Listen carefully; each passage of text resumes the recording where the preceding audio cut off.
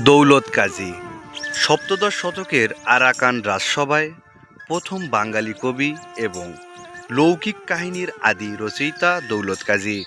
তিনি বাংলা, সংস্কৃত, হিন্দি ও ব্রজবুলি ভাষায় বিশেষ পাণ্ডিত্য অর্জন করেন। তিনি তার রচনায় রামায়ণ, মহাভারত ও বৈষ্ণব পদাবলী থেকে অনুষঙ্গ ব্যবহারে কৃতিত্ব দেখিয়েছেন।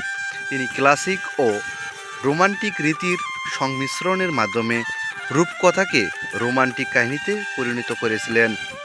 দৌলত কাজী আনুমানিক ১৬০০ সালে চট্টগ্রামে রাউজান উপজেলায় সুলতানপুর গ্রামে কাজীপাড়ায় জন্মগ্রহণ করেন। তিনি বাংলা কাব্য, ধর্মনিরপেক্ষ প্রণয়ন কাহিনীর পথিকৃৎ। তিনি ১৬৩৮ সালে মৃত্যুবরণ করেন। তাকে আরাকানের আকিয়াবে সমাহিত করা হয়।